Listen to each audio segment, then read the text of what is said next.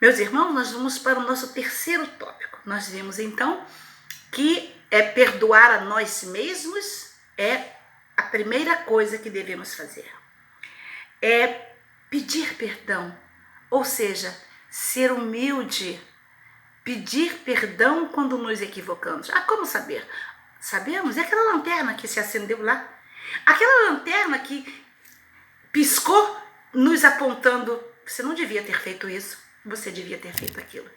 Pois é, nós vamos saber sim e sermos humildes suficientes para pedir perdão. Mas agora no terceiro tópico nós vamos ver. E quando alguém nos faz mal, algum mal, seja lá qual for, é importante que neste caso reflitamos na importância do perdão ao próximo, mesmo que o próximo não tenha nos pedido perdão. Como é que é? Então a gente vai perdoar mesmo que ele não peça perdão a você. Que altruísmo, hein? Olha como é difícil isso. Isso é importante, gente.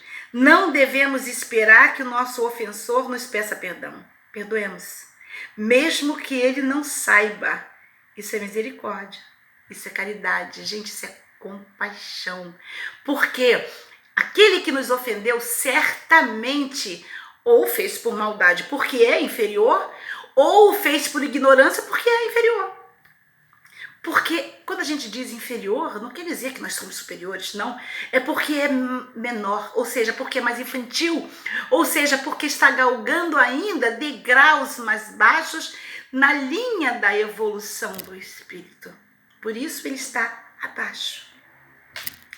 Quando alguém nos causa um mal, temos de imediato a sensação de humilhação, de impotência, de orgulho ferido. Não é isso? Porque nós somos orgulhosos, nós somos arrogantes, somos prepotentes. Nos sentimos magoados, ofendidos, e automaticamente alimentamos a raiva e os mais desprezíveis sentimentos, como até o desejo de vingança, não é mesmo? Pela lei divina da ação e da reação, que rege todo o universo, todos os universos, tá? Juntamente com a lei do amor, tudo que plantamos devemos colher, tudo. Pois é, às vezes eu digo assim, a colheita é sua, eu posso ajudar segurando o seu balaio. Eu vou ajudar do lado, isso é compaixão.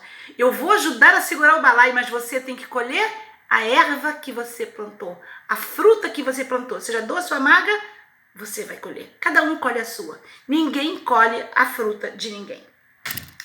Portanto, aquele que nos faz mal tem necessariamente que colher o mal que fez. E isto acontece conosco também. Se fazemos o mal, vamos ter que colher o mal que fizemos, de um jeito ou de outro. Contudo, mesmo sabendo que quem nos faz o mal, independentemente do que possamos lhe fazer ou querer fazer, ele vai ter que colher o que plantou. O simples fato de alimentarmos a mágoa e a raiva, já estaremos sendo envenenados por estes desprezíveis sentimentos. Tem gente que diz, entrego nas mãos de Deus, ele pagará por isso. O desejo de vingança é tão ruim quanto o ato vingativo. Tem gente que diz assim, eu já perdoei, mas Deus está vendo. Deus vê tudo, vai dar a ele o que ele merece. Gente, isso é desejo de vingança. A gente está querendo livrar nossas mãos, lavar nossas mãos, como fez Pilatos, e colocar na mão de Deus. Deus é que está fazendo, não sou eu. Não é não? Isso é desejo de vingança, sim. Está querendo se vingar. Da mesma forma que quando atiramos uma pedra em brasa para atingir alguém, antes de alcançar o alvo, ela já queimou as nossas mãos. E muitas vezes nem atinge o alvo. Eu me lembro da história de Nassif, uma história que Nassif contou uma vez, aí no Nef, contou várias vezes, que alguém fechou ele no trânsito e ele foi atrás, ele correu e ele queria revidar aquela ofensa moral que ele teria recebido. E ele não conseguiu revidar e foi para casa e remoeu a noite toda, amargou a noite toda aquela mágoa, aquela raiva. E quando acordou, ele descobriu que o cara que fechou ele nem sabia que ele tinha passado a noite em claro, nem sabia que ele estava com essa raiva toda. E só ele se envenenou. Essa pedra em brasa aqui, que muitas vezes a gente atira, não atinge e já queimou minha mão. Pois é isso que a raiva, que a mágoa, que o ódio, que sentimentos inferiores causam a nós mesmos. Por isso não devemos guardar rancor. Por isso não devemos guardar mágoa. Devemos perdoar. Porque é aquilo que dizemos. Se alguém nos atingiu porque é perverso, quis nos atingir, tenhamos piedade, tenhamos compaixão e vamos ajudá-lo porque ele é pequenino.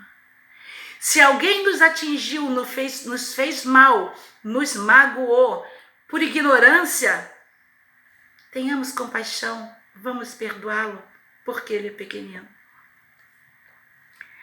Assim são os sentimentos inferiores, mesmo que o rancor ou a raiva não fiquem conhecidos por nossos alvos, eles já envenenaram o nosso corpo material e talvez perispiritual, dependendo da intensidade do sentimento inferior, alterando muitas vezes a pressão arterial, o metabolismo de algumas glândulas, aumentando glicose, a produção de gordura, causando problemas físicos de origem puramente emocional, muitas vezes desconhecido.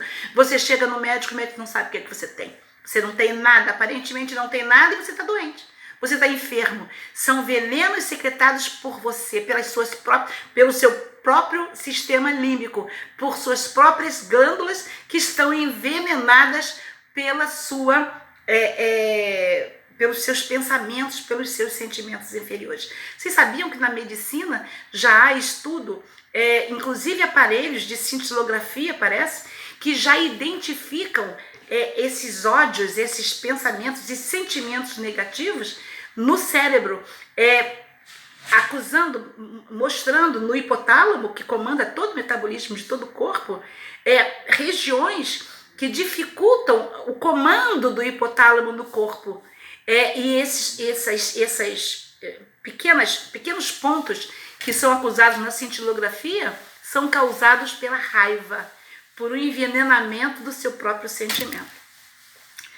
É claro que tais enfermidades são reversíveis, mas dependem de uma reforma íntima, profunda e muitas vezes para buscar uma causa bem escondida, uma mágoa alimentada há anos às vezes. Fomos ofendidos, magoados, humilhados? Bem-aventurados os misericordiosos, não é isso? Assim nos ensinou Jesus. Todos caminhamos na mesma estrada, meus irmãos, mas cada um se encontra num grau de evolução e conhecimento diferente do outro.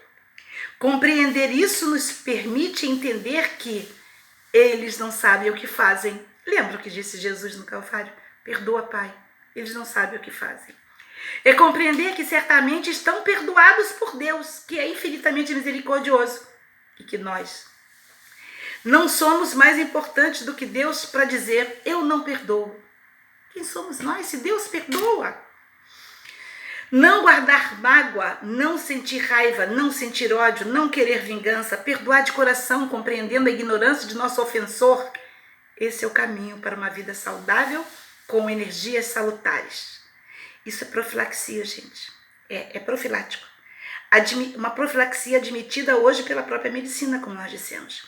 Tem gente que diz, eu perdoo, mas nunca vou esquecer. Lembrar dos fatos não quer dizer que não perdoamos, mas lembrar dos fatos, revivendo o sofrimento. A dor imposta é alimentar, é fomentar a mágoa que restou dentro de nós. Eu contei uma história de minha mãe que estava próxima ao desencarne, quase desenlaçando, e houve na vida dela ofensas muito graves por parte da família de meu pai, que magoaram muito ela. Ela contava os fatos, contava revivendo, contava com mágoa, bastante mágoa. Apesar de perdoar, minha mãe era infinitamente bondosa. Nesse momento em que ela estava quase desencarnando, ela me chamou e disse assim, Sussu, estou vendo espírito de fulano, fulano, fulano, fulano, mas tem um buraco escuro, muito negro aqui na minha frente. E eu estou quase caindo nele e eu não sei o que eu faço. Aquilo me veio na cabeça. E eu disse assim, você tem que perdoar. Perdoar de coração esses espíritos que estão te empurrando para esse buraco negro. Se você mantiver essa mágoa, se você levar consigo essa mágoa, você vai cair neste buraco e vai demorar muito a sair dele. Então é importante que você reflita agora a respeito de todas essas mágoas. Eu não sinto raiva de ninguém, isso foi o que ela me disse. Eu não tenho raiva deles, sim. Então não reviva mais as ofensas que eles lhe fizeram. Muitas vezes nós somos ofendidos e nem lembramos mais. Como é que foi mesmo? Eu sei que alguém me ofendeu, mas eu nem me lembro o que foi. É muito importante. Isso não é alienação mental, não, gente. Isso é o que nós devemos fazer. Ela disse para mim que rezou muito, rezou por eles, orou por eles e o buraco negro à frente dela sumiu, desapareceu. Gente, isso é fato, isso aconteceu comigo no leito de minha mãe, já moribunda na cama, quase desencarnando. Então eu posso garantir a vocês que é muito importante nos desvencilharmos das nossas mágoas e das ofensas que os nossos ofensores nos fez, porque estaremos tendo compaixão por aqueles que nos ofendem. Às vezes eles o fazem inconscientemente, e quando nós perdoamos, mesmo sem que eles tenham pedido perdão, eles vão ficar gratos e quem sabe refletirão sobre a ofensa que fizeram e não ofenderão mais nem a nós e nem a ninguém. E muitas vezes se tornarão até amigos de caminhada, até amigos, até um verdadeiro amigo, né? Então, vamos refletir sobre isso. Nós vimos então a primeira parte, que é perdoar a nós mesmos. Segunda parte, sermos humildes e pedirmos perdão. Terceira parte, perdoarmos quando alguém nos ofende. Vamos à quarta parte agora, que é inusitada. Vamos lá, daqui a pouco.